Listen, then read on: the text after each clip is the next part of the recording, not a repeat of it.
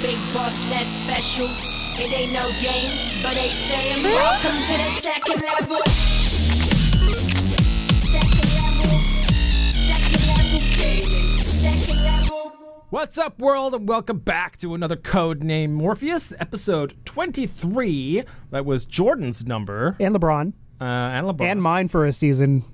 Oh, really? Yeah. Did you just ask for it? No, you know when you're like low man on the totem pole in the basketball team because you're the youngest and they just give you what's left over? So I got 23. I'll take Jordan's number. I'm fucking Michael Jordan. Anyway, welcome back to the show. This is, of course, your weekly dip into the world of the virtual, where we talk about PSVR for the week, the new releases, the news, the sales, spotlight, and a question. My name is Tom. This is Keegan next to me, and we're here to bring it to you. So, with that being said, let's dig right in, because there's a big week this week. I got a ton of news. I don't know if you noticed. You're the opposite of me. I had nothing. I actually found a lot this week. So I sent you some stuff, too. True. And I include the things that you send me. You're like, I make you feel good about you. Yeah. See? So new games wise this week, we got two, and one that's kind of going to be released after Tuesday, but before you watch this show. So the first is Flippy's Tesla, Let's Invent the Future, episode 1, which is the weirdest title I think we've had for a little while in VR. But basically, this is a tiny little half-educational experience thing, and the way it's laid out looks an awful lot like a bad Nickelodeon show to me. It looks like it's going for the like Dexter's Lab feel or whatever, but it just doesn't quite get there. So this is a $4 purchase, or $3.99 if you want to be pedantic about it. But yeah, apparently they think it's going to do well enough to get a Chapter 2. Episode 2. Episode 2 remains to be seen, especially considering, we're still all waiting on Chapter 2 of Loading Human, and I don't think that's ever gonna, come to fruition. It'd be really good in VR since you called it a very bad Nickelodeon game show. Like, yeah. Could you imagine having do you remember Figure It Out, Picture This? Double Dare wouldn't work very well. I think Double Dare could work if you made the games Legends of the Hidden Temple. Yeah, I don't know how you'd make that work though. That's the thing. Like, you can make a first person, potentially you can go through the temple. Yeah, that would be fun. Yeah. So anyway, Nickelodeon, get on that. This looks more like an educational game than an actual game. You're kind of like messing with inventions and doing things, and like all Jimmy the characters Neutron? Are very cartoony. It looks a little bit like that. Jimmy honestly. Neutron. The art style is nothing spectacular, but I mean it's $4, so I find it hard to shit on it. But watch the trailer before you buy the game. There's 2 trailers on the store. The first one is just gash. It's terrible. The second one actually shows you a little bit about the game. So I recommend watching the second trailer to try and make your judgment call on that one. And then the free experience for the Tuesday release was Snatch VR Heist Experience. Now, Snatch is a TV show based on the movie that's on Crackle. It's also a colloquial term for a vagina. There yes. you go. There you go. But I'm glad we're on the same page there, Tom. Right? Been a long time. So Snatch the movie was great. Snatch the TV show I've not seen. I hesitate to comment. I will say it's a Crackle exclusive, and I think that is all I need to say I know about of that. Snatch. I know of Snatch, right? But I've never actually watched it. The movie was great. It was a Guy Ritchie movie. It was after Lock, Stock, and Two Smoking Barrels. But yeah, so this is essentially it's like a full FMV style VR thing where that's full motion video. Yeah, for those who don't know, it's like an episode. You're in an episode essentially, and they're asking you to do things like I don't know, like break into vaults and stuff, and that kind of stuff. Gameplay wise, is like normal gameplay stuff, but the majority of it is just like the characters from the show interacting with you and stuff in a full video sort of setting, which I mean for free you find it hard to complain, right? I mean everything that's free you try, right, or you download. I don't know if you actually, because I've got a lot of things. It's got to be better than some of the other things like that football player experience and everything. Speaking of free things, I still haven't played Ancient Emulator, and I got the DLC for free, so I need to work on that. Yeah. But yeah, so I mean, give it a shot. It's free. Whether it's good or not, I don't know. I'll play through it and I'll record it, probably put it up on the show. But it's there and it's free, so why not? The one game that we don't have a price for at time of recording because it's not out technically for us until tomorrow, but for you it was yesterday, and that is Star Drone. Star Drone to me looks a little bizarre because the only footage I could find of it was non-VR footage, but from it's PS3. Right, you're right. So it essentially it just looks like a just a weird remake of the version of PS3 game? Snake crossed with Stardust. It looks like a remake of the PS3 game. Yeah. So yeah, it's one of those little, like, you're a spaceship, you go around a little circle shooting things, top down view. It can be played without a VR device as well.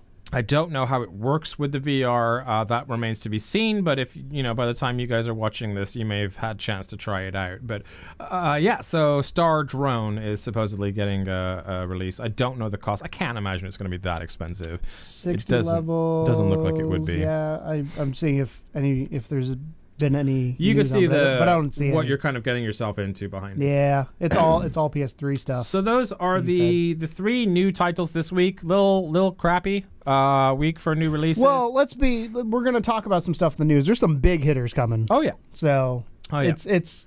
I mean, there's plenty on the way. We all know that, like, pretty much everything that was supposed to be Star Drone VR International Mobile Gaming Award. So it is a mobile game. Yeah.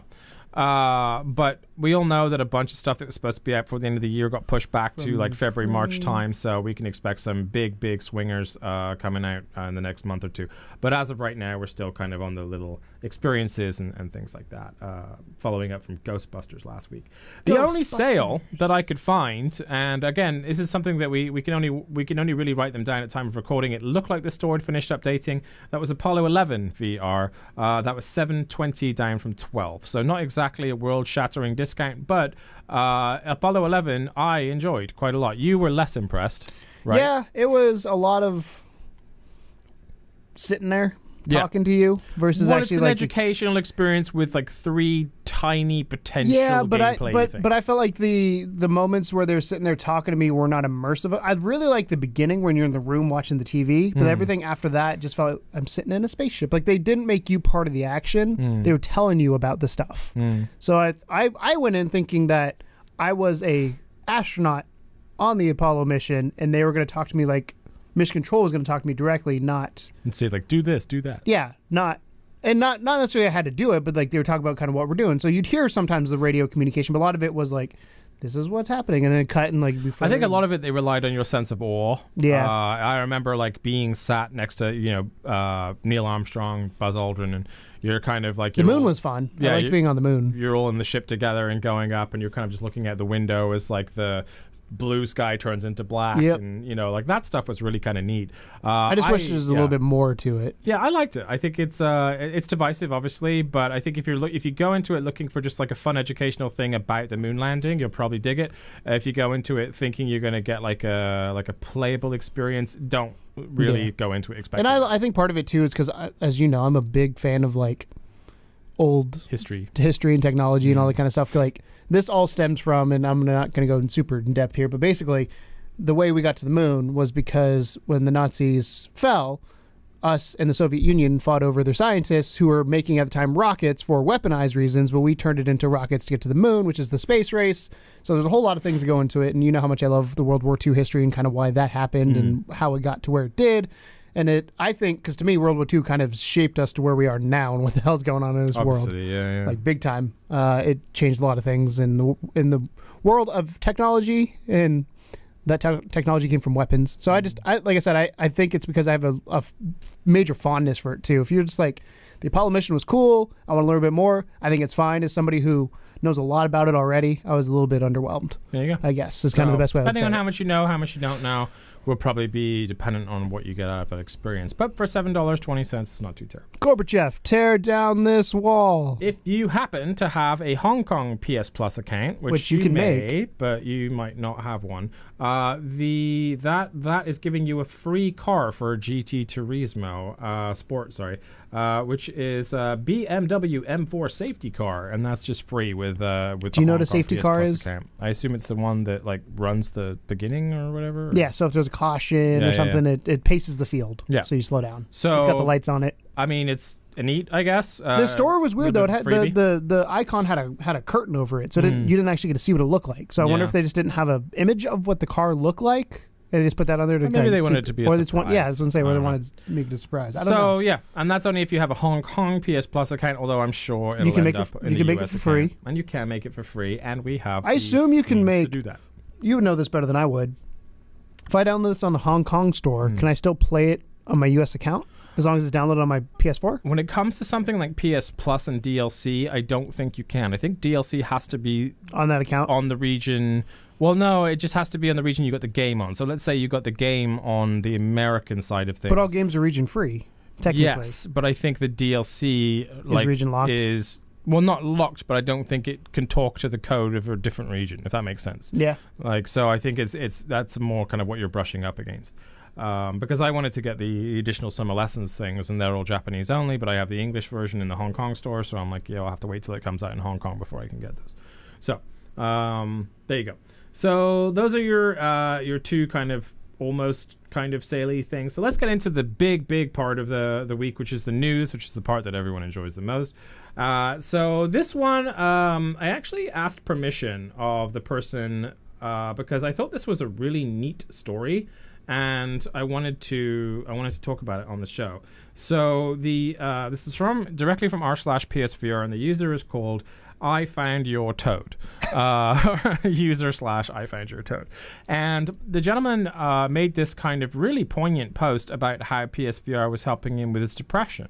And it wasn't so much that I thought this isn't like a, hey, Keegan, look how good PSVR is. Yeah. This was just like, I read it touched me a little bit, and I thought I wanted to share it. So I asked him if it was okay, and he said, yeah.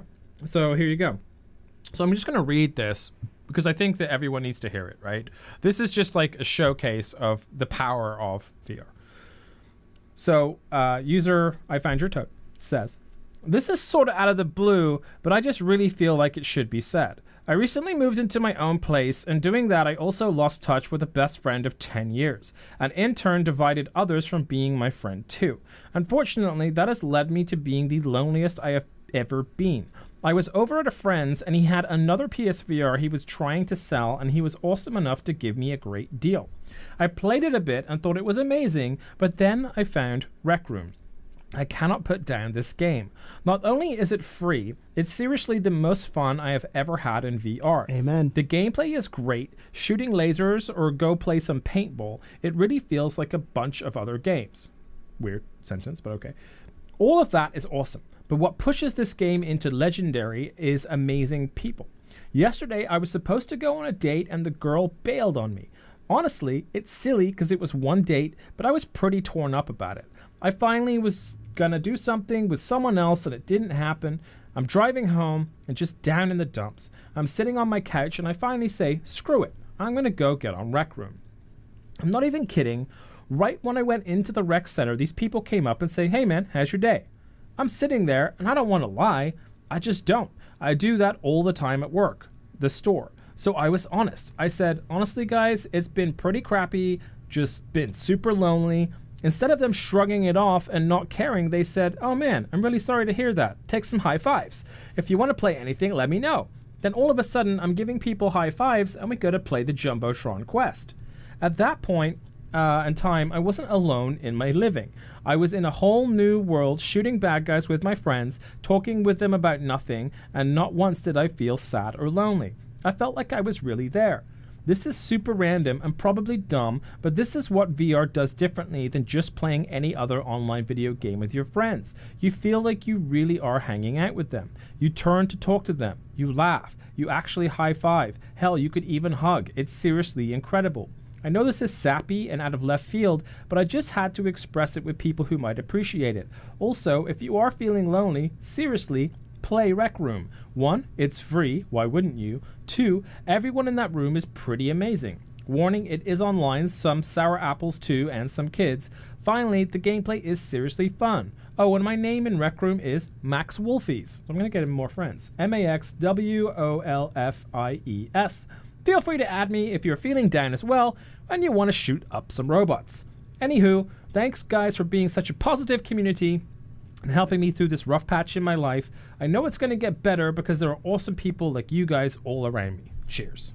So I have to say, this is my first time hearing that. Because I did not read this post before we went on the air. And two things.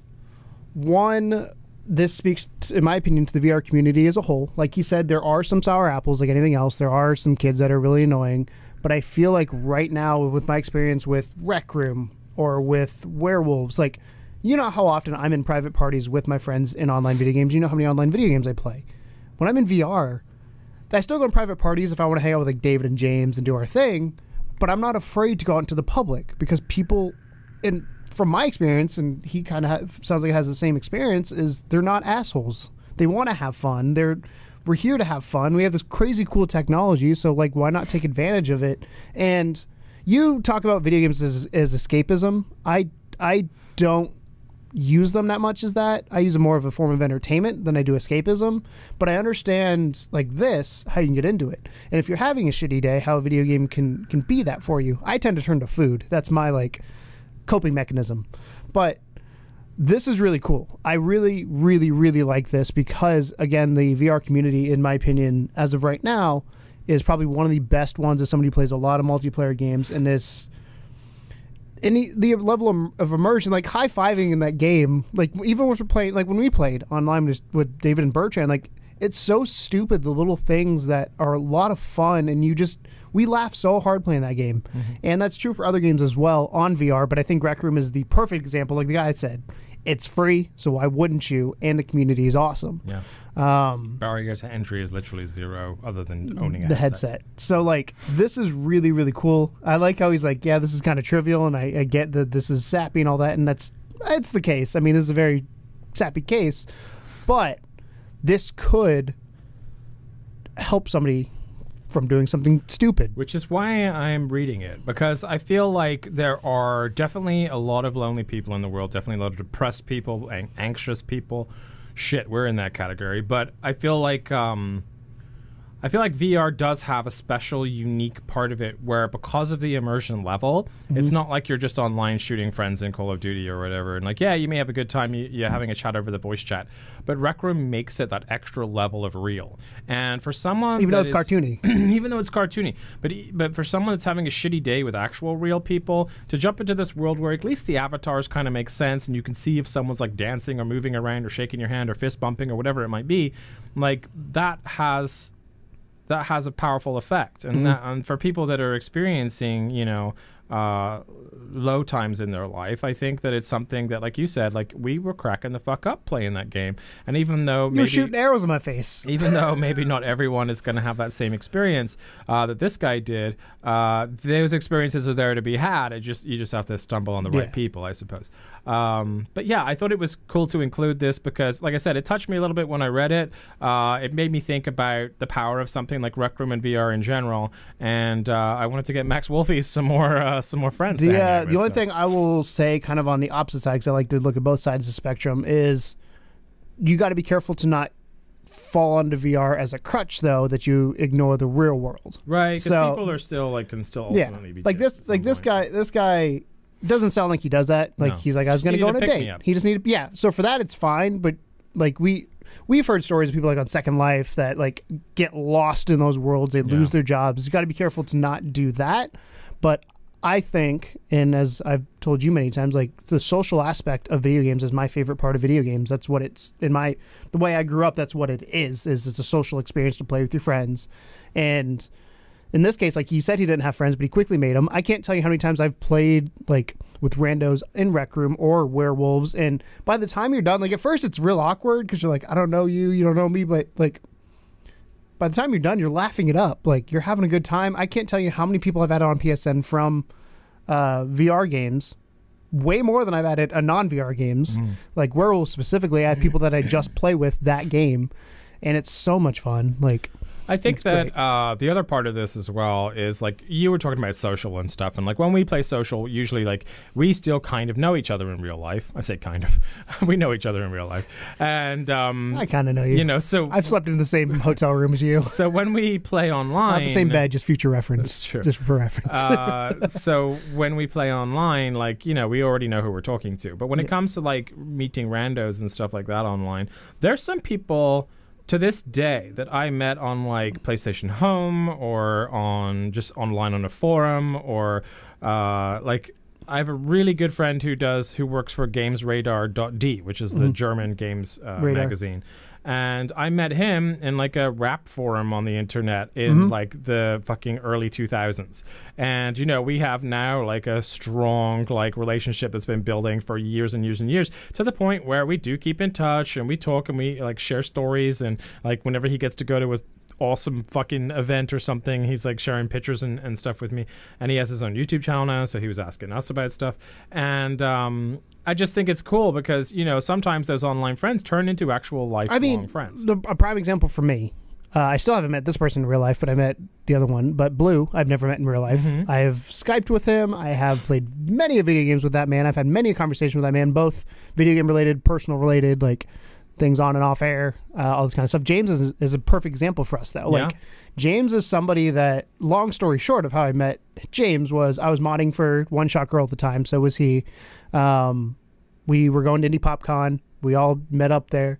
I kind of did my own thing because that's how I was going to do it, because I had a mission because I was there with a press pass to get stuff done versus they were there to kind of hang out a little bit more, which is fine. It was their prerogative. James kind of hung out with me a little bit more because he was enjoying seeing what I was doing and all this kind of stuff, and that's kind of how we really connected and kind of got to know each other a little bit more, because we're two very different personalities and we get on each other's nerves constantly, and we know we do, but we're also now becoming more aware of each other and kind of what buttons to push, what not to push, that kind of thing. But like last night, I'm in so many group texts, but there's one with me, David, and James for when we want to Overwatch. So yesterday I was at work and David's like, hey, anybody want to play Overwatch? And James was like, hey, I'll hop on. And like, that to me, knowing James like a year ago, he would never have done that, and it's exciting for me and happy. It makes me happy to know that these people are making friends, and the social aspect of video games is bringing everybody together. And then last night we're all hopping on GTA playing games, and again, I met James twice in real life. He's coming down next year. We're gonna go see an IndyCar race with him. Nice. So I'm excited about that. But like, not everybody's an asshole online. I think a lot of the times we all get scared because we see the rage inducing troll or the just guy yelling fuck your mom and all this, like that's what people think of when they think of online games, and not everybody's like that. And it's gotten to the point which parties are cool, kind of sucks sometimes, because like I'm always in a private party because I don't know what I'm getting when I get online. And even Elder Scrolls Online, I've gone into the public chat before, and the problem there is somebody has their fucking microphone left on, and it's like, yeah, there's always that. Yeah. But no, the people I've met online, they're still friends that I've played from like Xbox 360 days that I still talk to. I don't play with them as much because I have an Xbox, but we don't play the same games that I used to play. We used to play Halo almost every night. This dude I'd never met, he was from Spain, and we would just play, and that's just the way it was. And internet, man, it's crazy. The world's becoming bigger and smaller at the same time. True that. So we thought we'd include that at the beginning of the show there, just because it's a nice example of VR bringing people together and making somebody happy. So that's not really like news per se, but that's just something. It's feel good news. It's feel good news, right? It's a fluff. And if you guys want to play with somebody in the rec room, either hit up what was it, Max Wolfie, or you can hit us up, Level 2 Gamers. I play that game. I will gladly play with you. My only rules when I play with people online, you know what they are. Don't be an asshole. Don't be racist. There you go. That's all I ask.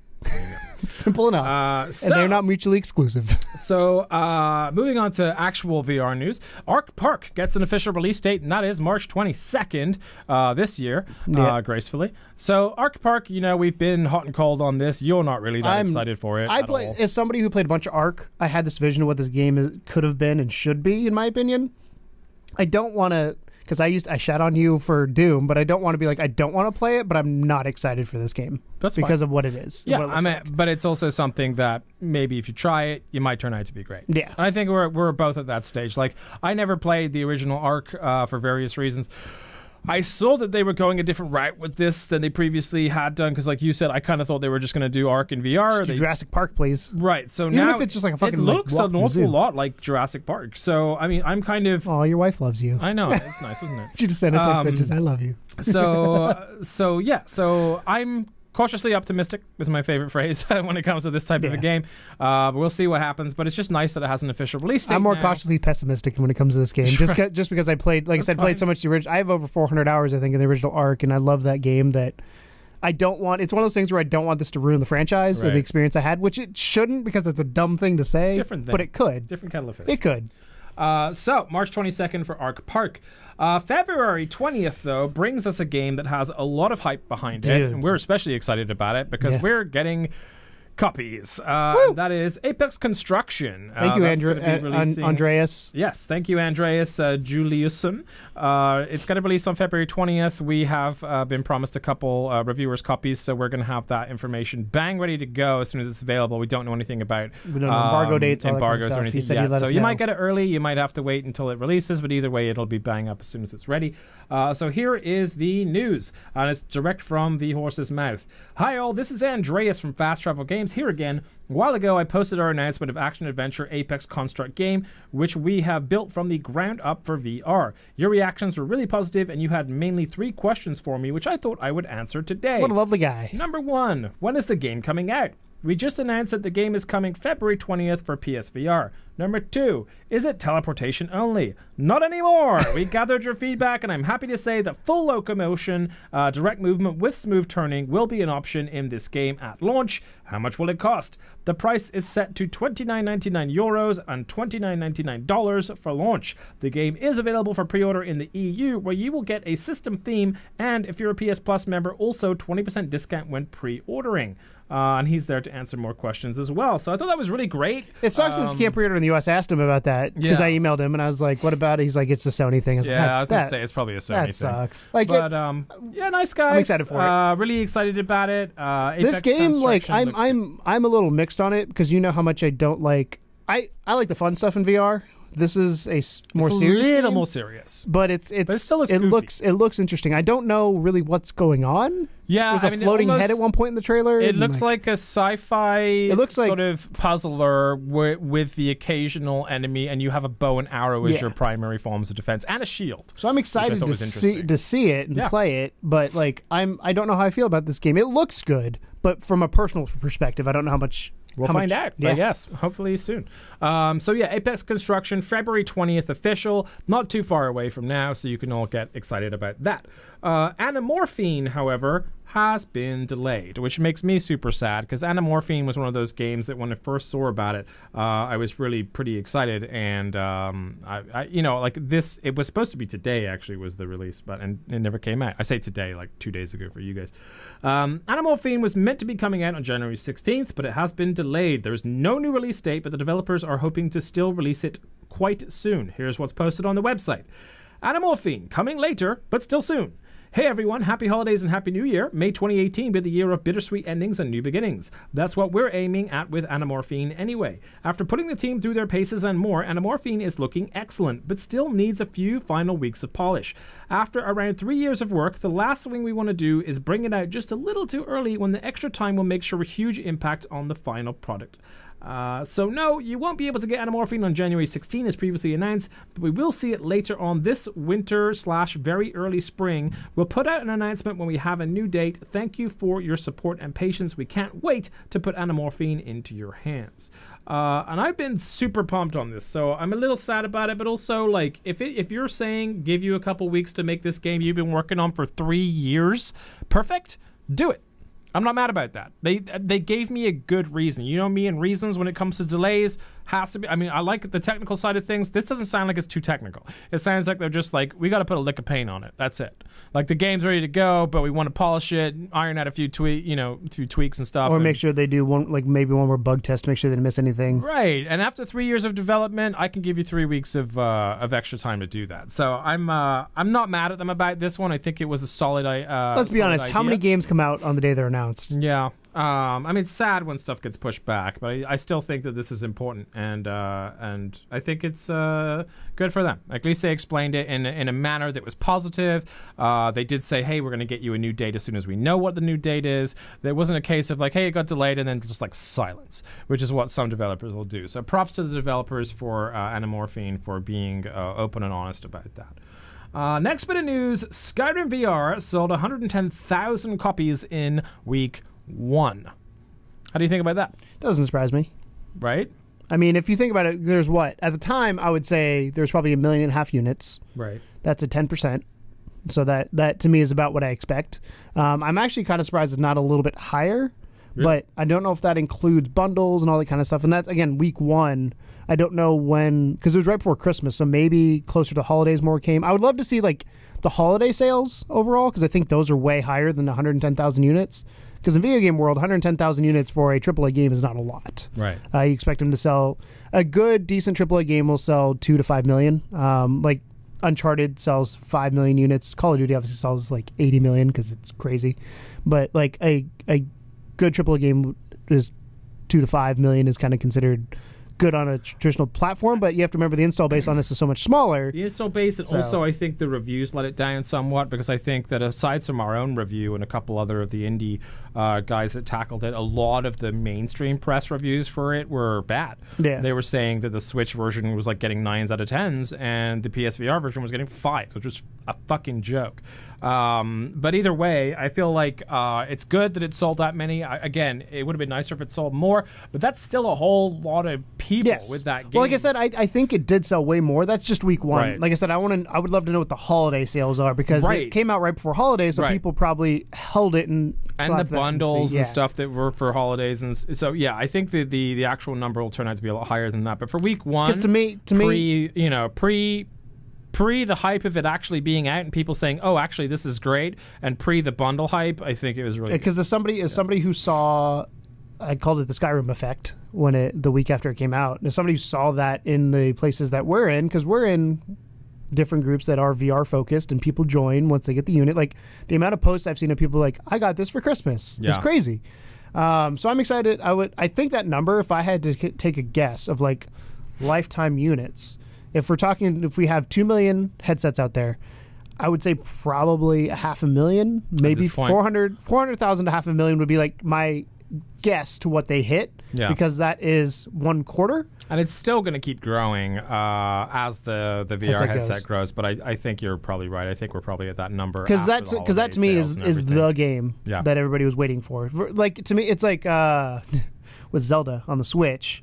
Zelda sold more copies than Switches were sold. Right. Like, I don't think this is that. But this is an exclusive VR game, too. It's exclusive to Sony's platform. Yes. It's a very demanded and sought-after game. So I feel like, if you want to play it, you only have one place to play it. So that's going to bring a few people in as well. But good news. WWE to broadcast content in VR. And I believe they're doing it the same way that the NBA have, which ties into another piece of news we have quite delightfully. And that is that NextVR is offering the NBA League Pass free from January 15 to January 22nd. So that's who don't already know, now that's happening. If you don't know what League Pass is, basically you can watch any game out of market. Sometimes they black out the in-market games depending on where you live. Which is good for us because we don't have any in-market games because we're in St. Louis, no NBA team. So I might actually do this and watch a Suns game in VR, just see what it's like. Yeah. From the trailer I saw, I didn't see. There's not a lot about this right now, but from what I saw online, it looks like you can kind of pick a seat essentially and sit there and watch it. Sit courtside, sit behind the net, that kind of thing. So, but for WWE as well, that's another perfect type of event to have VR integration. I think for watching because they do a lot of crowd in play and stuff like that. I'm not a big WWE fan anymore, but I know there are a ton of people that are, and I think that's a fun thing. Outside of video games, I never was a WWF fan. But can you imagine like getting a view from like the top rope or something? Like it'd be like kind of neat. I think they could put that camera pretty much. Well, the only thing we put on the rope though would be. Well, I mean, like on the corner stand, or like, I mean, probably not there because they'll die, but like up high above the ring or something. Yeah. There's plenty of places you can get some interesting camera work there. So yeah, check that out. There is a trailer for that. This is one of those moments where it all depends on how they implement it and how well it's going to be. Or how good it's going to work. Next up, we got your Rec Room featured rooms for the week. As you know, this is a thing they've been doing weekly in Rec Room now, where they make these spectacular featured rooms. I need that last one. I'm going to check out that last one. And how do I do this? I've not been in Rec Room since they've added these. To visit the latest featured rooms, go to your watch to custom rooms, then you can browse or search for featured rooms where we have placed doors leading to each of the rooms featured this week. There we go. Cool. Because I want to check out this last one. Yeah. So you have Pirate Ship is a room that's in there, which looks pretty fun. There's an entire pirate ship there. You have Retro Arcade, which has Mario and a couple other folks in there. There's an entire like Donkey Kong thing going on in there. Quidditch, which is the Harry Potter game. There's still Star Wars kicking around there as well. Hall of Heroes has you got the Incredible Hulk, Wolverine, Batman. All those guys are in there. And then what else we got? Circle, which is just like looks like basically a campsite. Everyone just sits around a big thing and like roasts marshmallows. BMG Hawaii, so there's like a little Hawaii fishy area. You get to wear Hawaiian suits and or shirts rather. Flying cars, which sounds like Rocket I want to League. know how people create these. Like, I know how they create them, but like I want to know how much time it takes to create something like this. I mean, they look awesome. Aquatic Vibes is in there, which got like mermaids and shit, and Narnia as well. You know my favorite part of this is, other than Rec Room being free and the story we had earlier. Yeah, this shows the community cares about this game. Oh yeah, like that's the part. Like, you've been talking to him? What's the guy's name? Sean. Like, we've been in contact with him before, and I'm sure he's probably blown away by the reception this game's gotten. And from what we've had conversation with, he really cares about the game, and he's asked us to send bug reports and things that happen if we have any glitches or if it glitches on stream, so they can fix it, and they care about the game. And it's a fun game. Like, it has legs too. What's really funny is, like, in this world right now, if you look at the AAA space, what's the top conversation right now? It is loot boxes and shallow gameplay that you got to buy into. What is this game? It's free, and it's got infinite gameplay. Honestly, if this game, I think you could pay for it. I would have no issue paying for this game right now. I think you'd easily get 10, 15 bucks. I was going to say 15, 20 for me, like, depending on how much they continue to add into it, like, or even down the road, if he's like, hey, I need to make money off of this, do a DLC pack for clothing. Yeah. Or extra rooms or something. I don't know. I don't know if I do extra rooms just because you'd be dividing the player base, but clothing, optional items, like I think the dude could just do like a Patreon, and people would be like, keep adding. Do the Rocket League mentality though too, of like, how cool would it be to be like, you'd have to license it, but like have a Spider-Man costume or something that you could put on. We should talk to him. We'll talk to him. But I think that, like, this game is my favorite VR game, period. Like, hands down, it's exactly what I want out of VR. It's not too realistic, which is what I like about it. It's dumb, it's fun, laugh the whole time with your friends. Yeah. So, if you can't tell, I really like Rec Room. Couple coming soon. Titanic VR coming to PSVR. You've been sat watching the trailer here, getting a little bit of a sort of an idea. Well, I was trying to figure out if it was underwater, looks educational, or if it was up top, but it's underwater. You're diving into the wreck. It's the wreck, and it looks like an educational game. I think there's a level of playability to it in terms of maybe you're driving around. Yeah, you're manipulating your sub or whatever. Any shark attacks? I doubt it. I mean, maybe there's a jellyfish or two. But yeah, it looks interesting. There's definitely some things to do there. Looks like a little bit more in depth than, let's say, like Chernobyl VR, Chernobyl Project or whatever. But you actually get to like excavate it, like pick up artifacts, clean them off, check them out. Looks kind of cool, man. But that's on its way to PSVR. Secondarily, Ground Runner Trials is coming to PSVR. That news broke from PlayStation VR News. Head out into the wilderness on your hover bike and scavenge for resources when action-packed shooter Ground Runner Trials from Astrofish Games comes to PSVR. You can see some of the footage of that behind me, but Ground Runner Trials looks really interesting. It is a high-speed game, which, you know, I'm all about high-speed games. I'm really looking forward to that Sprint Vector when it comes out, and this actually kind of a little bit maybe reminded me of Sprint Vector, the way that it runs. You are just kind of like zipping about the place on this little cool hover bike thing and scavenging. So Ground Runner Trials, really excited for that to come out. And then the Perfect Sniper gets a trailer as well. Perfect Sniper, they've talked about a little bit. That looks really kind of neat. You know, me and sniping, big fan of that. And I'm kind of I'm interested to see what the end game of this looks like. The trailers have got me kind of like, okay, this looks interesting. But I think the gameplay and how they utilize the sniper rifle is going to be like the more important thing. Like, how does it feel? Is it comfortable? Do I feel like I'm, you know, a sniper, or do I just feel like I'm playing a mobile game in a VR environment? So Perfect Sniper, interesting one to keep an eye on, but we'll do just that. Now, I want you to talk about this because you shared this link with me, and I think didn't you like kickstart this as well or something? No, I found it. So in the group I'm in, a developer said, "Hey, here's the thing I'm working on. What do you guys think of it?" Okay. And to me, it was it's interesting. I don't know. I can't quite put into words how I feel about it yet because I don't know really what it is. It's called Chronicles of Crime, and it is a VR board game. That alone is enough for you to perk up your nose and be like, okay. So I'm going to go through their website here. If you go to luckyduckgames.com, that's where you can see it. The link will be down in the description. But I'm going to read the story here is London, today. You just left the commissioner's office. You're not sure how you feel, but definitely not good. A body was found in Hyde Park, and the commissioner just made it your case. It's not your first murder case, but the vague details the commissioner gave you, something about this one feels worse than usual. You can feel it in your guts. You leave the police station, get in your car, and close the door. You think about what you just heard. You already know that you'll have to tell your family, and that's no easy task. You shake off your thoughts, start the engine, drive away to the crime scene. Time to get to work. The game. Chronicles of Crime is a cooperative crime investigation board game with a touch of virtual reality.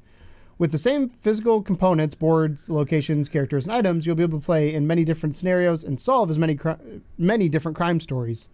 Start the app, choose a scenario you want to play, and follow the story. You have to go back and forth between your mobile device and the actual physical setup. It's the perfect mix between board game and digital technology. Each player is helped by a central character in the game, the criminologist, the scientist, the hacker.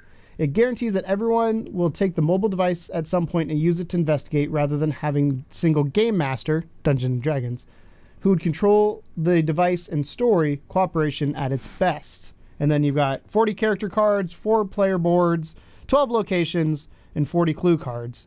And then they have these little weird glasses things. It's called scan and play technology. I don't know VR how mini it glasses. works. Yeah. The 360-degree glasses. Yeah. They're more think of Google Cardboard as yes. Yeah. Looks like it hooks on the side of your phone. Using scan and play technology, each component, locations, characters, and items has a unique QR code, which, depending on the scenario you've selected, will activate and trigger different clues and stories. That means you'll be able to get new stories way after the game's release simply by downloading the app's updates. That's really nice, without shipping a physical component.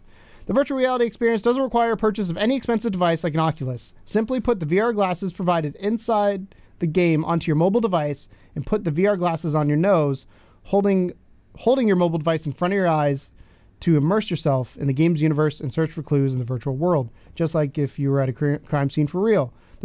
You may also turn off VR mode and search for clues around you by simply looking at your smartphone directly with the naked eye, so you can just move it around in 360. So I'm intrigued by this. I don't know. I'm trying to see if we can get our hands on this. I've reached out to the dude and said, hey, I'm really, really, really interested in this. The Kickstarter starts on February 27th. Yes. So I'm really excited about it. The art style is kind of cool. It's really cool. I really like the only concern I have of somebody is the balance between physical and virtual. You have to get that right. Because if you're just looking at your phone the whole time, it's like, well, whatever. But after playing PlayLink games, like you look at this, you look up there, and like that's normal. That to me is not an issue. So I'm really intrigued to see kind of how this works. And with the VR glasses, what I'm envisioning happening, and again, I don't know for sure if this is the case, is you put the glasses up, you then look around, and your room is transformed through the lens of the phone you're looking at, or the tablet or whatever device you're using, and then you look around, and that's how you find the clues that way. I don't know if you have to get up and move, but if you're playing a board game, I would probably say no. But I'm intrigued by it. It caught my attention because I think this could be really cool. I think of it more, it looks more like AR than VR, but it caught my eye. Yeah. Definitely. So that's luckyduckgames.com/COC for Chronicles of Crime, which is the name of the game. Looks really cool. Interesting usage of VR in general. And I think it's probably the first of its kind. I don't think I've heard of anything else even similar to that lately. They also made Fruit Ninja, apparently. There you go. So that being said, we have another Kickstarter I wanted to talk about. This one really kind of was oddly exciting for me. It's a virtual reality motion simulator for home and professional use, and it's supposed to be the world's most compact and affordable virtual reality simulator. It kind of, when you get it, looks like a giant half tennis ball, like half bubble type thing. And then you can literally just like open it up, flip the tennis ball thing over, and it turns into your seat, and it has a base that it sits into. Has a leg extension for you to rest your legs on. Has a little cushion and everything. and has a full degree of 360 turnaround, like tilt and everything. I don't know if you can see my little GIF here, but it's kind of cool. So basically, the idea is that you will be able to, for relatively cheap and relatively compactly, sit in this chair and get a more immersive experience out of your VR games. Is it motorized, or are you doing the movement? No, it moves correlated to the game, so I believe it's motorized, but I'm not. So the only issue I have with that okay, is this is one of those things where the problem I have with Kickstarters in general when it comes to VR is they need to talk to the game developers to implement it. Yeah. And game developers are not going to implement it unless there's an audience. So it's one of those things where it's like you need like that, like Farpoint was a prime example of where to use the aim. Granted, Sony was behind that, but they need that thing of like, this is why you want it. Right now, like it's a cool concept, but there's no game right now outside of maybe the roller coaster game where I'm like, that's why I want it. Right.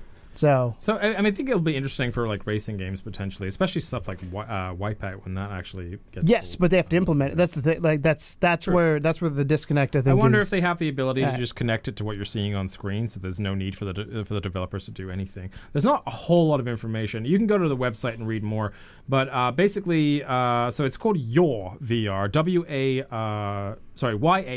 yes. VR. Do you know what yaw is? Yaw tilt. So yaw is movement. Oh, is that what it is? Yep. Didn't know that. So it says, if you pre-order Yaw VR, you will get a flight and car racing simulator and a space battle and roller coaster app. Apps will be compatible with Galaxy Gear VR, Oculus, and HTC Vive. Please note, Yaw VR will be compatible even with all major games on most important VR platforms. It is small, meaning it's a diameter of 26 inches and a height of 15 inches when folded, so be careful not to lose sight of it. Its weight is just 33 pounds, so you can pick it up easily and move it along, and for that they've included a lovely picture of two very fragile-looking females carrying this thing.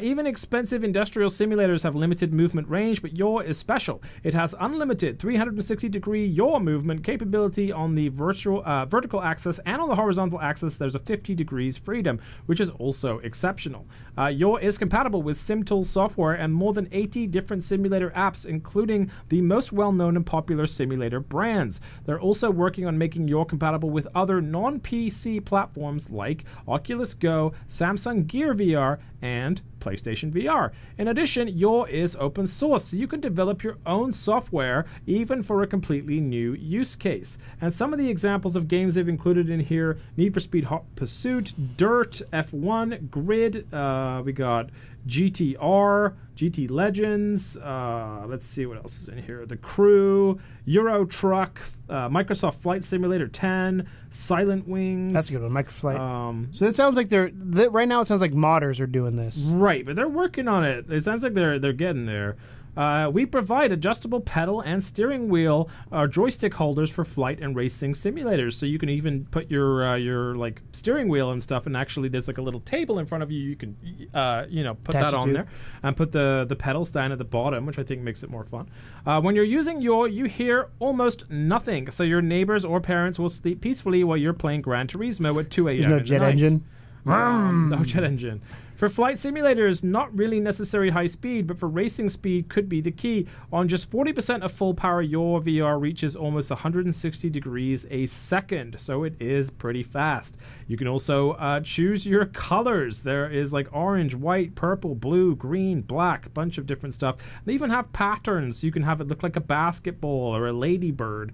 So it's really kind of unique and interesting. This is the type of thing where I think, like, if they can keep the costs down, which looks like they have done. Obviously, you have to check the pledge rates on the Kickstarter because they're all different, but they have managed to keep it really relatively cheap for a full virtual movement machine. And the idea of it being compact, space-saving, and including things like the controllers and that kind of stuff, like the steering wheels, etc. It's exciting, and I think that I would definitely try it out. I would definitely, but like you said, what it boils down to ultimately is, are the people going to support it? So that's the same with pretty much any one of these things that's designed to take VR a step further. With anything, right?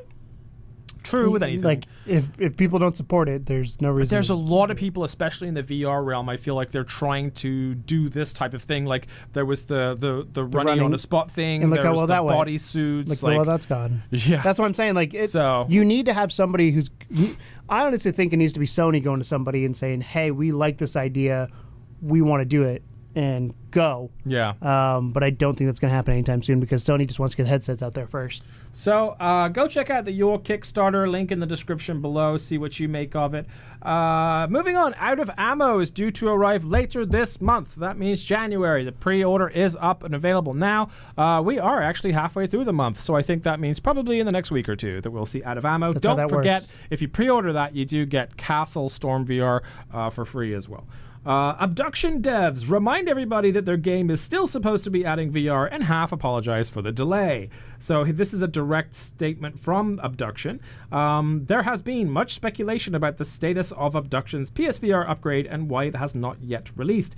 We appreciate your vigorous vocal enthusiasm for the nice way to say it, for the PSVR build of Abduction and the patience you've displayed as we work with Sony to complete the process. One reason no new news has been posted is there are provisions in place which don't allow our discussing development details. Another is there is no new news to share, and we'd rather not bore you with weekly "it's not ready yet, it's still coming soon" updates. We already know you know how happy seeing the word soon makes some of you. When the PSVR update releases, it will be free to anyone who owns the PS4 build of Abduction, past or present. As always, thank you for your continuing patience. I have this game. I've been waiting for PSVR. Fuck. I'm not, you know what I mean? At this point, and once it's here, I'll believe it. Yeah. I understand there's a lot of things they got to go through, but it sounds like they bit off more than they can chew. So there's 3 games that I'm waiting for them to release PSVR patches for right now. This game, Wipeout, and Gang Beasts. And I'm like, I bought those games on the principle that at some point... Well, Gang Beasts, I think it doesn't matter. Well, I wanted to play that anyway. Wipeout, I think, would be fun. But Gang Beasts, yeah. And then my most favorite bit of news for the week, as you may have concurred at this point, is Sony has a new patent that looks an awful lot like Move 2.0's. So this is, okay, r/PSVR. Is that a wall you're banging your head against?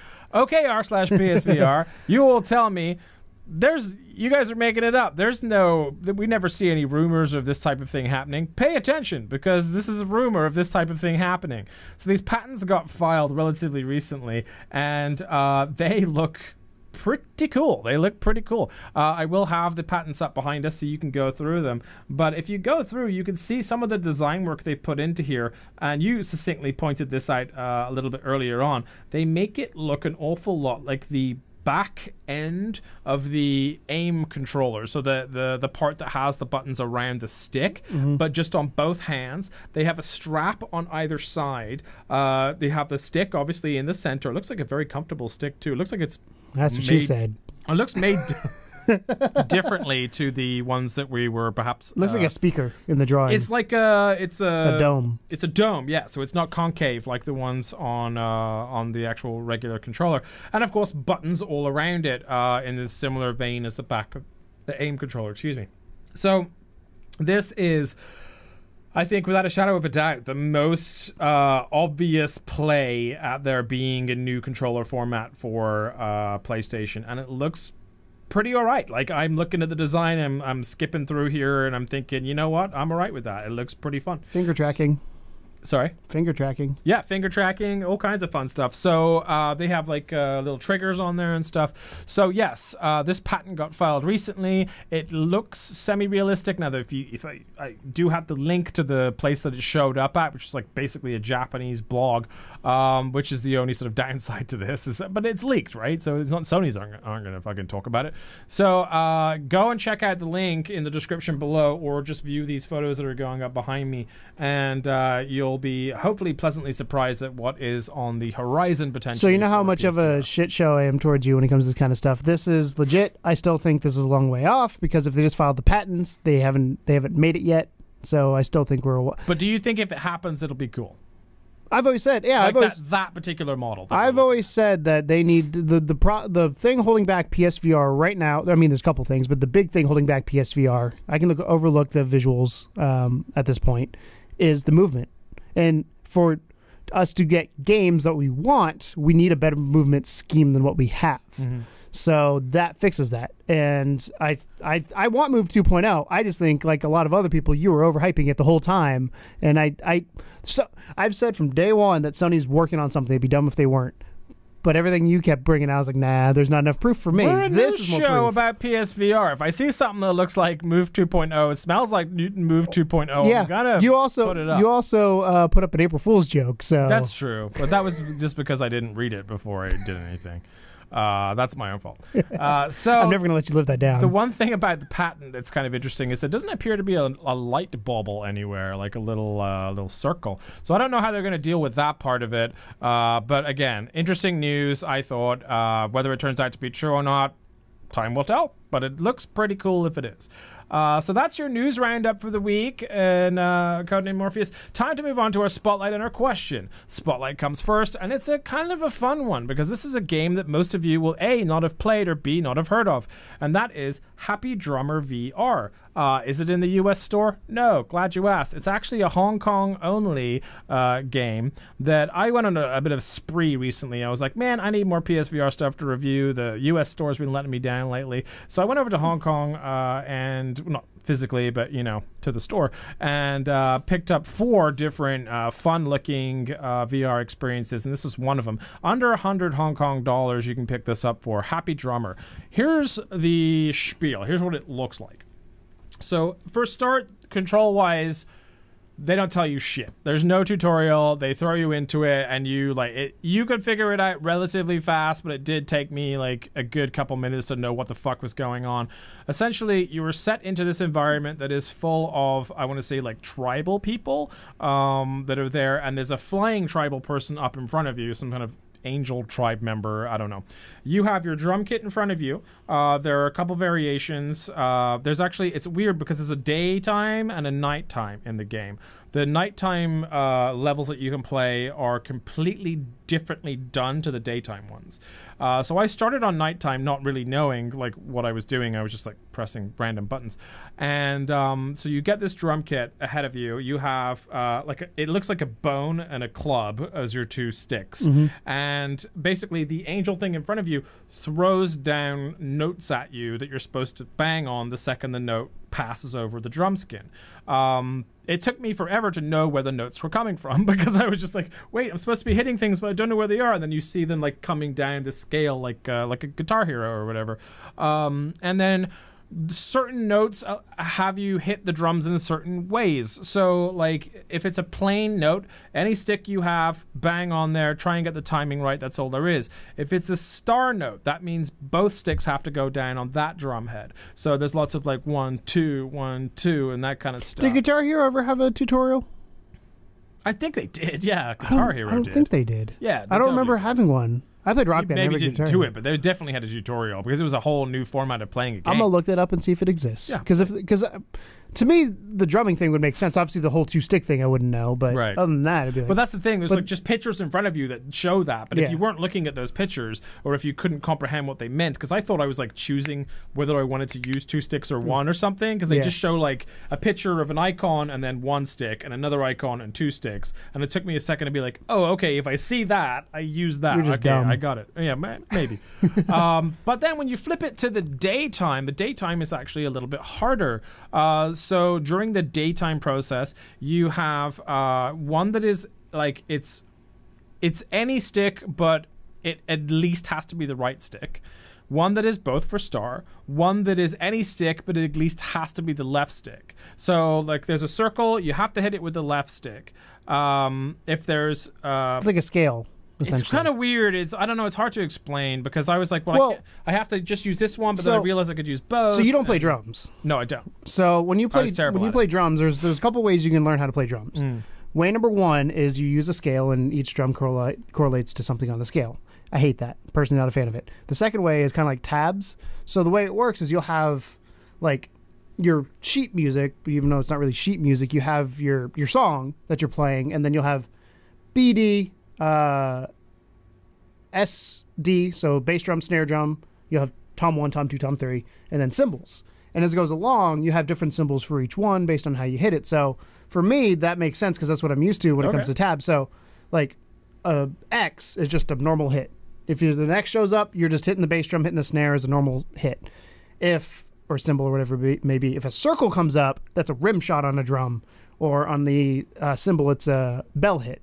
So to me that makes a lot of sense as somebody who's learned drums that way. You probably fare better than I did. I wasn't terrible, but I wasn't great. But that's how I learned drums. So yeah, definitely once I figured out what the cymbals like meant to me, it's like, oh yeah, that's makes sense. During the songs, also your drum kit will turn around and give you a different kit to play on, which I thought was a neat idea. So you let's say you're. Are they actual drums like congos, bongos? They bongos? Look like bongos or whatever. Yeah, but they change. They short or they tall? They change. They're all different. Because bongos are small, congas are tall. They're all different. So you have some that are like large congos or whatever. Bongos. Congo is a country. Congas, whatever, and then halfway through the song, it'll spin around. The behind you is another kit that will spin in front of you, and that will have like 4 and like a hi hat. So now the hi hat's involved, and you have to like try and get that in there too. Just so you guys know, my dad has masters in percussion, so I grew up with drums. So he's way smarter than me when it comes to drums. So if I just wanted to bang things with a bone. That's what she said, right? So I'm gonna tell your wife. So breaking it down a little further for you. So you have daytime, night cycles and nighttime cycles. Each one of those has 4 individual songs, I guess, and each one of those has 3 individual settings: normal, hard, and crazy, or lunatic, I think is the what they called it. And of course, you just add in more notes as you go move based? higher up. It is move based. How accuracy? It's okay. Okay. It's okay. Because when you get crazy, I could see, because I know like so I've told the story on the show before, but I used to play Rock Band a lot. I used the real drum kit because I was way more accurate, because it's what I thought it was going to be, and that's going to be a big issue with this. If it's a rhythm bass, you got to make sure you hit the drum. Well, the hard part about it that I found was that like I would accidentally double hit it, because I might just like limp my wrist too much, and then I'd accidentally tap it. Don't have limp wrist, Tom. Right. And so I'd be like doom, doom, and then we're like, oh shit, and then back on. But yeah. So do you keep your sticks at the ready? I try. You got to keep your sticks at the ready, Tom. So you got free form movement. You can play it later. I'm going to teach you the Moeller technique. We're going to learn the Moeller technique. Go home, steal it off my account. We're going to learn the Moeller technique. I'll play it tomorrow. But they also have opportunities to make up your own 2 set songs. They have 3 songs. You can make up whatever rhythm you want to. Oh yeah. But then you can play it after. So like you kind of make up whatever you want to, and then you could play that level and then like score your own points against. Can you share that anywhere that you know? I don't know. Okay. I don't think so. It's that would be pretty primordial setting wise. Like everything is really hard to understand. Because I could see that being really fun if that would be cool. 2-person scenario. Say I come up with a beat, then you got to play that beat. We could do that in the same room. Yeah. I don't think we could do it online. Like we could totally do that in the same room. Like I could come up with drum battle. Oh, dude. I was fucking like Chad Smith. You'll be Will Ferrell. I was just going nuts on this. I was like, I'll never play this. Just going crazy. And then like I accidentally pressed play on it after. I was like, oh shit, I have to play it now. And so I'm like, trying to keep up with my own stupid self. You did music. So are they all 4/4 time that you're aware of? Yeah, pretty much. Okay, because that would be the easiest one to learn. It's not terrible. Like, so here's the thing. Happy Drummer, it is a cheap-ish game. It's not mega cheap, but it's cheap-ish.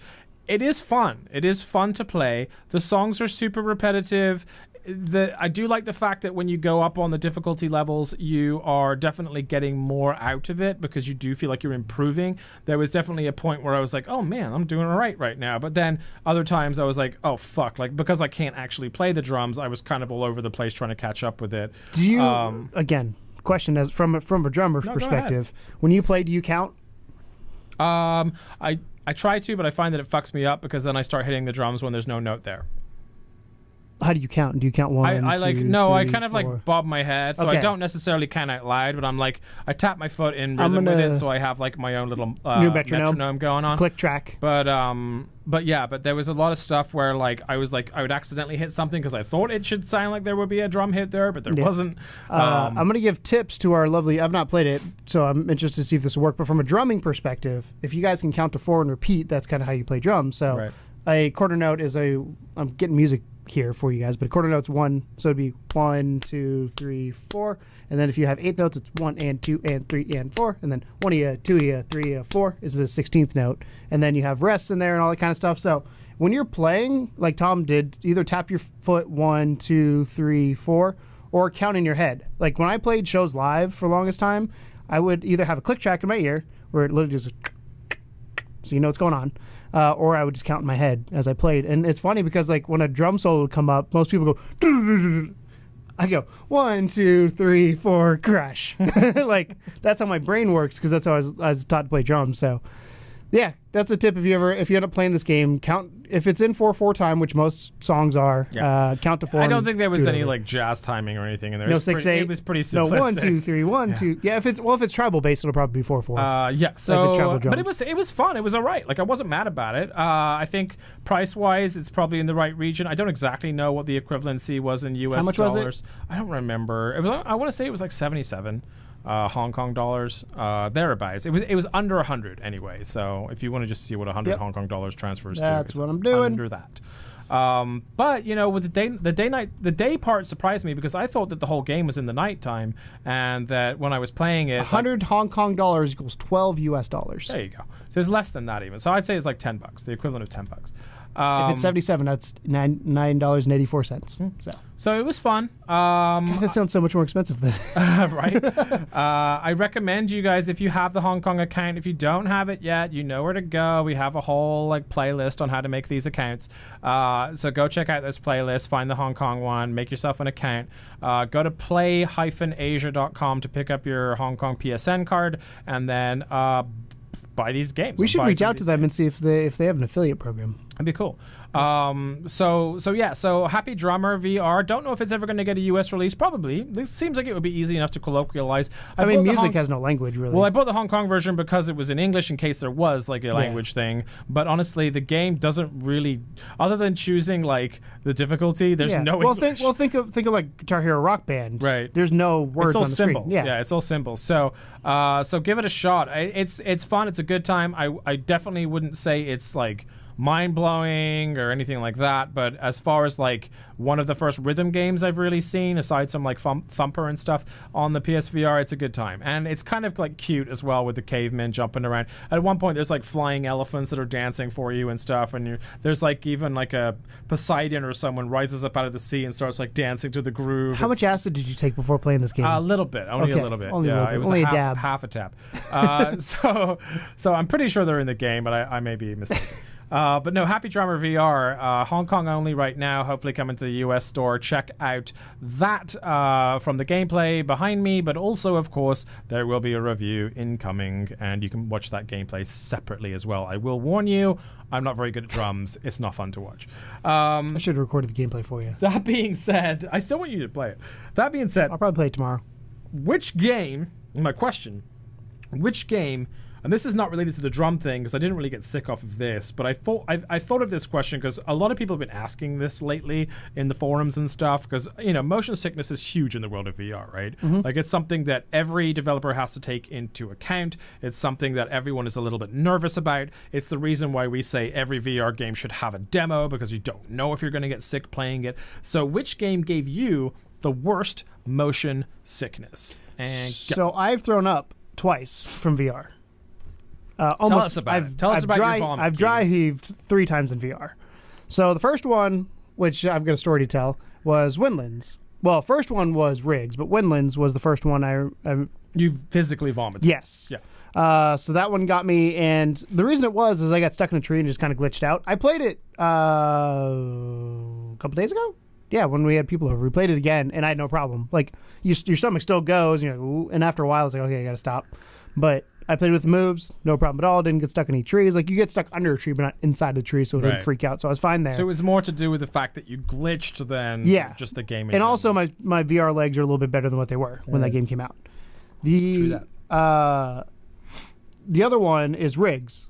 Physically got me ill. And again, I played that really on in the life cycle. I've not touched it since because I've been scared. Because once you throw, it's kind of like after you throw up after drinking a specific drink, you don't drink it for a while because that's all you can think of. No more of. cider for me. Yeah, no more Grey Goose.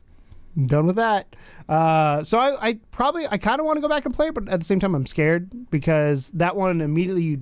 This one, I'm like, oh, VR, it's fine. You're gonna be fine. You jump, and you're like, oh shit. I immediately just felt that way. I think if you can handle the stomach drops in Windlands, you'd be fine with Riggs. Yeah. Because Riggs definitely is just like, it's a case of, it was one of the first, and I'm with you on that. I didn't throw up, but I definitely got the stomach drop the first time I jumped. I was like, oh, this is weird. And, you know, like you land and you're like, That was kind of fun, but I'm still a little weird guy right now. I played Rigs a lot, and I actually really enjoyed the game. I think it's a fantastic game, and I did get my stomach around it eventually. Windlands, I'm with you as well. Yeah. Windlands took the wind out of me when we were playing, because that first kind of moment that you let go over a cavern and you're just like, oh my god, like the swinging motion. It's so cool now. It makes you realize that Spider-Man could exist in VR really easily. It's totally fun, and I really loved the game, so I kept playing it despite the sickness for as long as I could, but that definitely got me. The one that actually physically really fucked me up, though, and made me mad, because I still haven't gone back to play that game because I'm scared of it, is Robinson the Journey. Because that was the first, I think it was the first, like, first person game that I had played in VR that was like full movement, because I'd only ever played Until Dawn and the Shark games and stuff like that. Well, you played Rigs. True. You had Rigs at launch. True. But it was like, I don't know, there's just something about the way, like the way he moved. Speed, the speed of movement in Robinson that threw me off. And within 20 minutes, I was like gagging, and I had to run to the restroom, and I just wasn't feeling well at all. I just a wave of nausea hit me, and it sucks because I really was enjoying it up until that point. But like every time I moved anywhere, I got this like jolting sense of like, oh my god, like this is just horrible, and it made me really, really sick. Now I feel like, again, partially some of that might be to do with the fact that it was early days and my VR legs weren't kind of quite sucks there. for some of those games, right? And I kind of want to go back, because I bought the hard copy of it, but it was like, because it was on pre-order for $32 at the time, and that was when it came out. It was like a $50-$60 game, so I was like, that's a pretty good deal. Yep. I don't think it's anywhere close to that now. No. But yeah, so a game that a lot of people have come out and said that they really have enjoyed since is one that I find hard to play, because I have this horrible memory of just feeling horribly sick. So I will give it another shot. But yeah, Robinson the Journey, for me, as one of the first games that I played that had full locomotion in there, put me off full locomotion. And it wasn't until I played Resident Evil 7 with full locomotion that I was like, oh, this can be done, and I can like not feel sick. Yeah. Skyrim gets me sick. That game broke my VR legs. Yeah. Resident Evil 7. If you watch the live stream I did on the day it came out, like you can hear it for an hour. You can hear it. You can hear it in my voice where I'm like, okay, and then I was like, okay, like I'm done. Got to go, guys.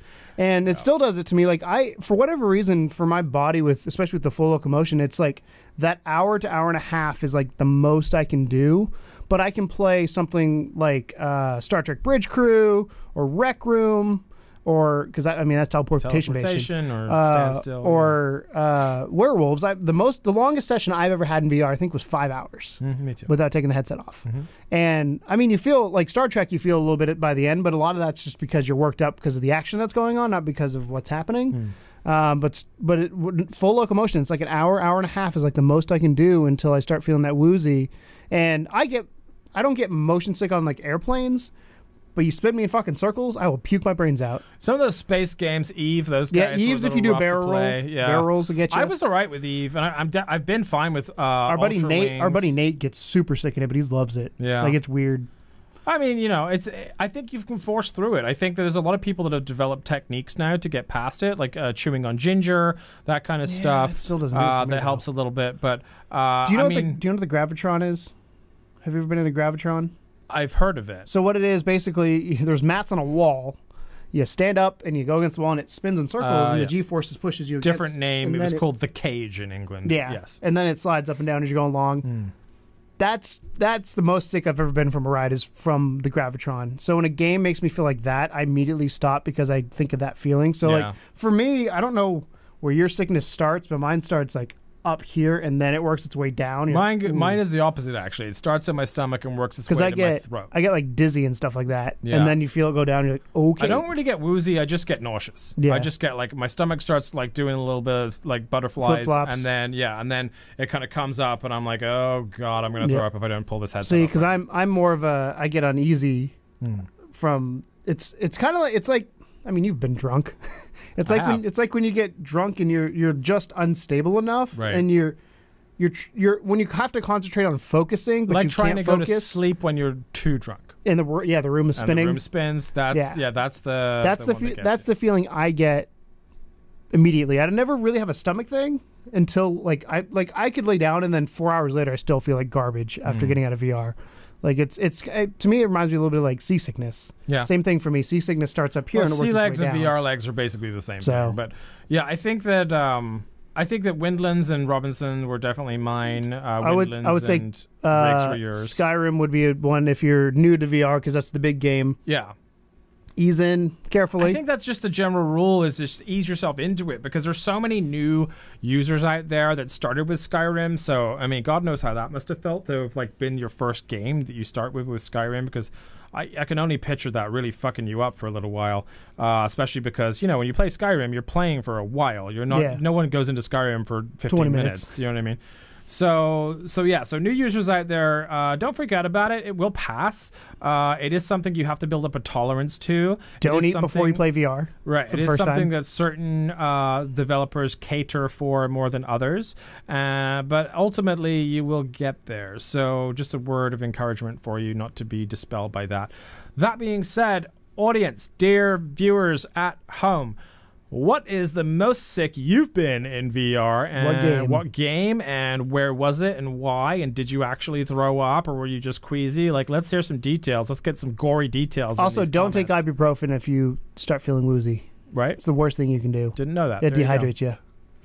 Drink water. Lots of water, lots of Gatorade, lots of electrolytes. And so let us know what your personal worst motion experience was, motion sickness experience. We'd be interested to read those stories and see if people have a similar theme of certain games and things like that, or whether it's just. I have a feeling it'll be a lot of full motion games, not so much teleportation. Yeah, for sure. That's my guess. And also, I think it depends on what you start with because of that tolerance that you build up.